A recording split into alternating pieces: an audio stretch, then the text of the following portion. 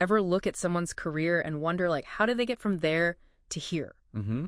That's what we're doing today, really diving deep into John Morgan's resume. Oh, this is going to be good. You want to understand his professional journey, and trust me, this isn't your average 9-to-5 kind of story. Right. I was actually looking over the material you sent. We're talking busch gardens, cruise ships, even a stint at Bloomberg. Yeah. Talk about a wild ride. It's actually fascinating how it all connects. Right. Like those early gigs, audio engineer at, what was it, Skylab Recording Studios? Skylab, yep. And stage manager, too, that's handling live sound, lighting, probably wrangling musicians. You know, that whole scene. Oh, I bet. High pressure, got to get it right kind of work. And not just one place, but multiple venues, different setups every time. Exactly. You're thinking on your feet constantly. Oh, for sure. Now imagine you're, John, early 2000s, broadcasting's changing fast. Suddenly, those skills he's honed, working with those creative teams, troubleshooting on the fly, hitting deadlines no matter what, they're goldy in that new world.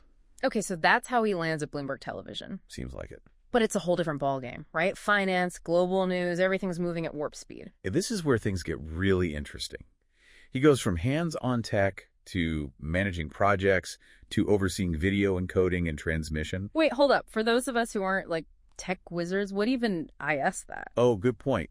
It's basically how they get the news from the studio to your screen, instantly, flawlessly. Oh, okay. Huge technical challenge, especially back then. So he's not just responsible for the tech working, he's responsible for the new WS working. That seems like a pretty steep learning curve. Steep and fast. Yeah. But he clearly thrives in that environment. Because from there, he jumps to Turner Broadcasting. And it's not just one job, it's two Dell-demanding roles, engineering manager and guild project manager. Whoa. Double duty. What, was he managing two teams at once? Basically. What kind of projects are we even talking about? We're talking launching new channels, entire office relocations. This is high-stakes stuff. And he's handling both the people side, building teams, managing conflicts, and the technical nuts and bolts. Wow. That's a rare combination. No kidding. It's like he's mastered both sides of the coin. Tech wizard, A&D people whisperer. Right. And that deluxe experience on his resume, that's even more about managing change, right? Digital cinema was blowing up back then. Think about it. Transitioning an entire industry from physical film reels to digital files. Yeah. It's not just about knowing the tech. It's about convincing people to adopt it, training them, troubleshooting. Imagine the diplomacy and leadership that requires. He was basically a change agent at the forefront of a technological revolution. Okay, I'm starting to see a pattern here. Every move, he's upping the ante. More responsibility, bigger challenges, a wider range of skills needed. Yep. It's like he's constantly seeking out that next level. And that drive leads him back to where he started, New York life. But hold on. This time, he's not just another employee. He's the corporate vice president of multimedia systems and design. Talk about a homecoming. From those early days in the trenches to leading the charge. It's a classic earned your stripes story. But it makes you wonder, what does that kind of leadership even look like at that level? It's not about fixing problems anymore. It's about setting the vision for the entire studio. Think about those words on his resume. Cutting-edge technologies, operational excellence. He's not just keeping the lights on. He's shaping how they work in the future. You know, in a way, it's like he's gone from mastering the individual instruments in an orchestra to conducting the entire symphony. I like that. But instead of music, he's orchestrating technology, these massive teams, and just a whole lot of change. And don't forget the budget. Oh, You can bet that managing those multi-million-dollar projects at Turner, that definitely honed his financial savvy. That's not something you just pick up overnight, you know. yeah. About accountability, forecasting, making those tough decisions about where to invest resources. Mm-hmm. Those skills are paramount when you're shaping the technical vision for a whole organization like New York Life. Okay, so he's got the experience, the leadership chops, the technical know-how, but here's what I really want to unpack. What can we, the listeners, actually learn from this guy's career? That's the million-dollar question, right? Yeah. What's the takeaway beyond the impressive job titles? Yeah. I think there's a really powerful message here about the importance of saying yes to new challenges. Oh, okay. Every time John could have just stayed comfortable, he pushed further. He didn't let that fear of the unknown hold him back. So it's not just about, like, learning new software or getting another certification. It's about really embracing opportunities that kind of scare you a little. Exactly. Think about his time at Deluxe. Digital cinema was totally disrupting everything. He could have stuck with that familiar world of broadcast, but he dove headfirst into the unknown, learned new skills, and ended up leading a major, major transition in the whole industry. Wow. That takes guts, and it's incredibly inspiring. And probably a bit of that always learning mentality. Like, you can't just rest on your laurels in a field like this, can you? Not a chance. The media landscape changes faster than almost any other industry. Think about it. From those early days of analog audio to today's world of streaming and virtual production, it's been nonstop evolution. And John's career is like a masterclass in staying ahead of that curve. Okay, but it's easy to just say, be adaptable, right? How do you actually do that? Especially when you're juggling multiple roles like he was at Turner. You've hit on something really important. It's not just about acquiring the skills. It's about building those relationships and mastering the art of collaboration. Remember those two hats he wore at Turner? Engineering manager and project manager.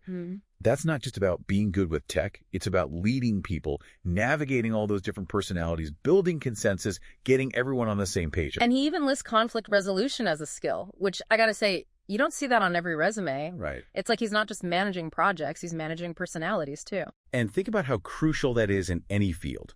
Whether you're in tech, finance, healthcare, that ability to navigate those interpersonal dynamics, it can make or break your success. Yeah. And John clearly understands that human element. So it's not just about being a technical genius, it's about being a people person too. Absolutely. It's about recognizing that success, especially in today's world, is often a team sport. You need that blend of hard skills, A&D soft skills, to truly excel. Okay, so we've got embracing challenges, continuous learning, mastering the art of collaboration. What else can we learn from John's career? Well, let's dive a bit deeper into his current role at New York Life, because this is where all those lessons really come together. Because it's one thing to manage projects, but it's a whole different ballgame to shape the technological vision for a company as large and established as New York Life. Exactly. Think about the scale of that challenge. You're not just dealing with cutting-edge technology, you're navigating internal bureaucracy, securing buy-in from stakeholders, potentially even challenging the status quo. And you're doing all of that within the context of a company that, likely has a very long history and well-established ways of doing things. Oh, yeah. That can't be easy. Not at all. It requires a deep understanding of how organizations work, a knack for diplomacy, and the ability to communicate this compelling vision for the future. And on top of that, you still need that technical expertise to back it all up. So he's not just a visionary leader, he's a master strategist navigating the complexities of this huge organization while still keeping his eye on the ever-evolving world of technology. You got it.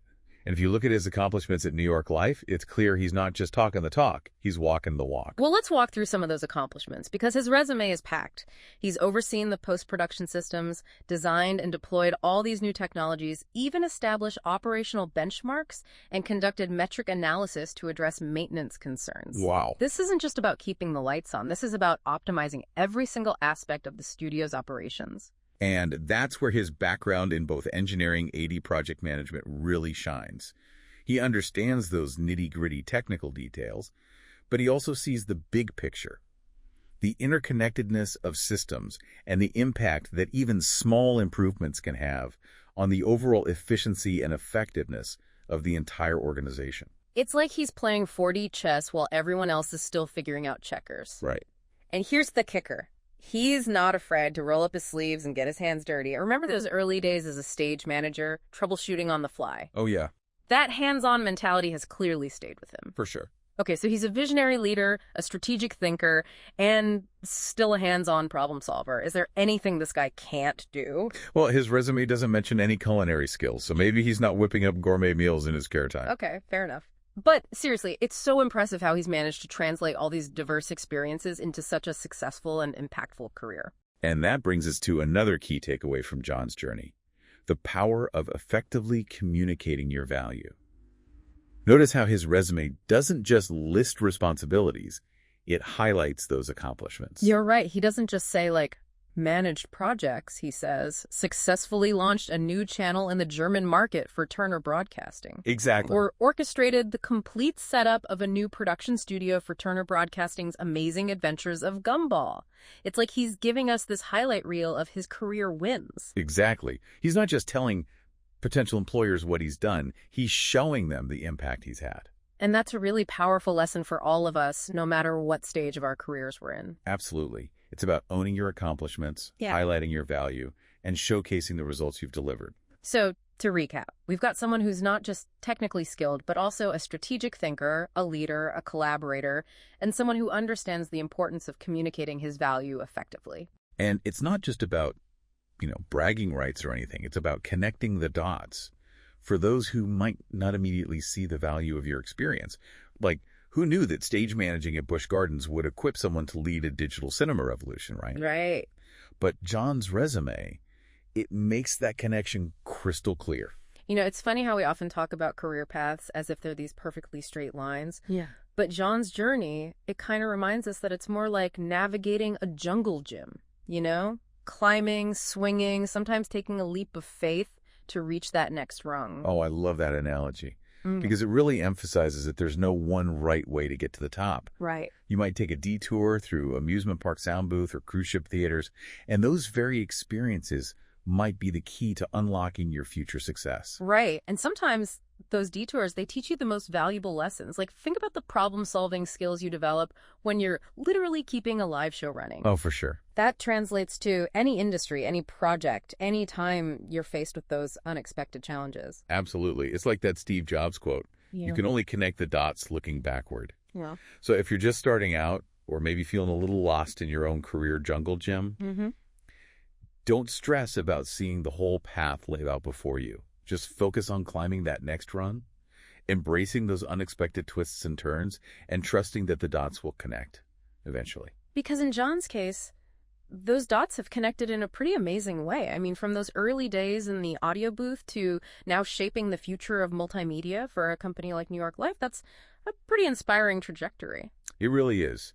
It all started with a passion for technology, a willingness to work hard, and that, fearless embrace of new challenges. Yeah. Those are the qualities that can take you anywhere you want to go. So if there's one big takeaway from this deep dive into John Morgan's career, it's this. Don't be afraid to say yes to those opportunities that excite you, even if they scare you just a little. Oh, 100%. You never know where they might lead. Well said. And, hey, who knows? Maybe someday we'll be doing a deep dive into your career, uncovering all those fascinating connections and unexpected detours that led you to success. Now that's a deep dive I would be thrilled to be a part of. But for now, that's a wrap on this episode. We'll catch you next time on The Deep Dive, where we'll once again take your source material and extract those golden nuggets of insight. Until then, keep exploring, keep learning, and most importantly, keep climbing your own unique career ladder.